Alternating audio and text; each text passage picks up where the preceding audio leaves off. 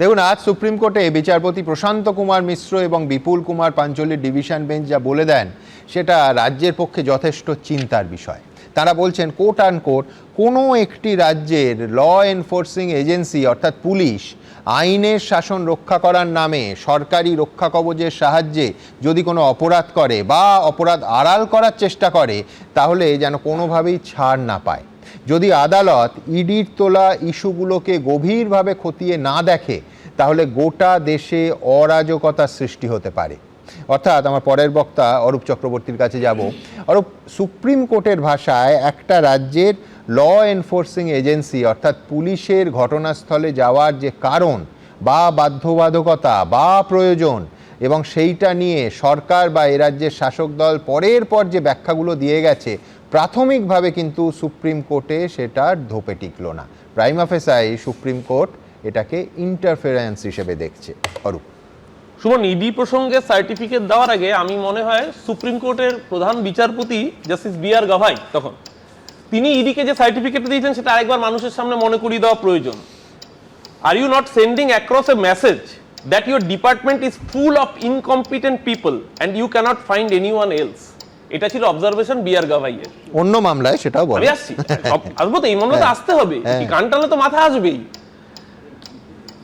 2020 সালের এফআইআর, 2021 নির্বাচন তদন্ত, তারপর তদন্ত চুপ।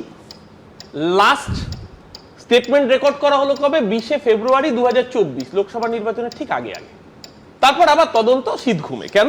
কারণ 25-এ কোনো নির্বাচন নেই। তাহলে 24-এ স্টেটমেন্ট রেকর্ড, 25-24 আর নেই, 25 আর নেই, আবার 26, কারণ 26 আবার ভোট এসে গিয়েছে।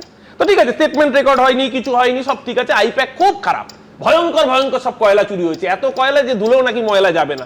এখন বিজেপি আবার ফেয়ার অ্যান্ড লাভলি মাখতে পারে, কোনো প্রোডাক্টের নাম ইউজ করা উচিত না। আইপ্যাকের না শুনুন 3 জন ডিরেক্টর আছে এই মুহূর্তে। চেন্নাইতে অফিস, চেন্নাই একজন ডিরেক্টর রয়েছেন, দিল্লিতে রয়েছেন, হায়দ্রাবাদে অফিস রয়েছে। দিল্লিতে একজন ডিরেক্টর বসেন, চেন্নাইয়ে একজন বসেন, কলকাতায় প্রতীক জৈন বসেন। তো আইপ্যাক যদি অন্যায় করে থাকে, একটা সংস্থা যদি দুর্নীতি করে থাকে, তাহলে বাকি 2 ডিরেক্টরের কাছে কেন যাচ্ছে না এটি? প্রথম প্রশ্ন আমার, মানে সাদা মনে কাদা যাই বলুন না কেন, আমার ছোট্ট একটা প্রশ্ন দর্শকদের উদ্দেশ্যে। বাকি ডিরেক্টরদের কাছে যাওয়া দিয়ে শুরু করলে বিরোধীরা খুব খুশি হবে, কান টানলে মাথা আসে। কি প্রসঙ্গে বললে অবশ্য ক্রমশ প্রকাশ ইডি টানলে অমিত শাহ আসবে, আমি দেখবেন, আপনি দেখবেন, মিলিয়ে নেবেন। আমি এবার আসছি, ধরুন ইডি কিভাবে প্রতিটা স্তরে মিথ্যে কথা বলেছে। ওরা নিজেরা পঞ্চনামায় যেটা লিখেছে আর নিজেরা পিটিশনে যেটা লিখেছে, নিজেরাই নিজেকে কন্ট্রাডিক্ট করছে। 6টা 20 ইডি ওখানে প্রবেশ করে প্রতীক জৈনের বাড়িতে।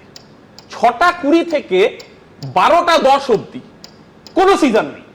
6টা 20-তে প্রবেশ করার পর 12টা 10 অব্দি সিজন নেই। 12টা 10-এ মুখ্যমন্ত্রী প্রবেশ করেন।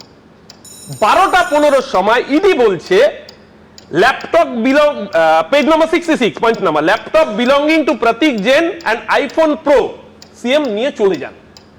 পরবর্তীকাল তাহলে সিএম যদি ল্যাপটপ এবং আইফোনটা নিয়ে যান, যেটার মধ্যে স্বাভাবিক কারণেই তারা আমাদের ভোট কুশলী, আমাদের রাজনৈতিক পরামর্শ দেন। তুমি ইডিকে কোট করলে কেন? তো মুখ্যমন্ত্রী লাইভে দাঁড়িয়ে বলেছেন, দেখিয়েছেন। আমি বলছি না, যেহেতু অফিশিয়াল রেকর্ড, কোর্টের অফিশিয়াল রেকর্ডের কথা বলছি, সেখানে দাঁড়িয়ে আমরা বলছি না তো, এটা তো ইডি লিখেছে, নিজের সাইন করা, ইডির নিজের অফিসারদের সাইন করা পঞ্চনামা ইডি নিজে লিখেছে।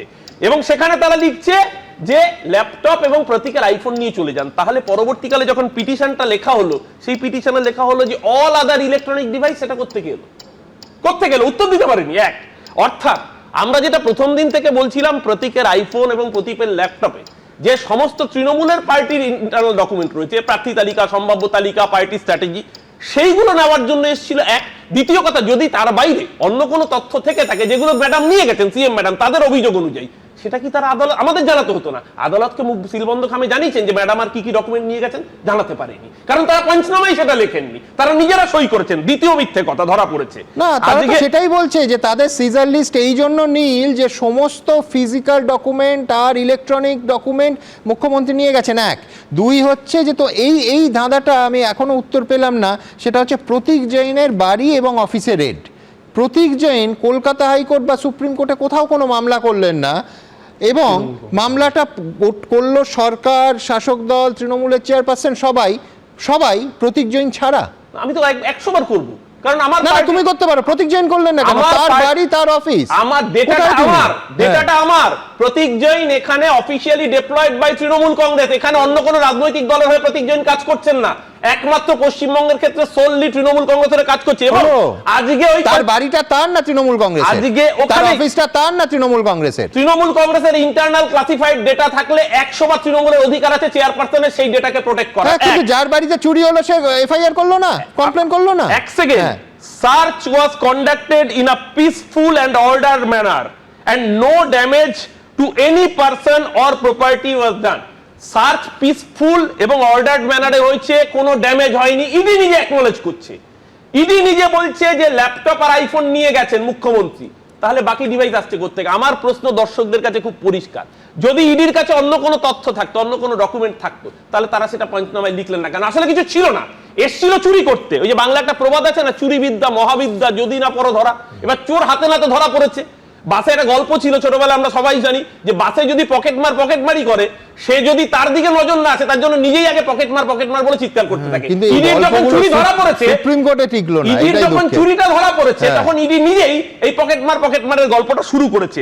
মুশকিলটা হচ্ছে এই আমরা একটা স্লোগান দিয়েছি নির্বাচনের আগে, যতই করো হামলা আবার জিতবে বাংলা। এবার বাংলার মানুষ স্লোগানটা আবার পাল্টে দেবে, যতই আনো ইডি নবান্নে ফের দিদি। এই সব অসভ্যতাম করে আজকে বরঞ্চ এটা আলোচনার বিষয়বস্তু হওয়া উচিত। আমি জানি না পরের সেগমেন্টে আসবে কিনা সুমন, আজকে এসআইআর নিয়ে কি অসভ্যতাম চলছে?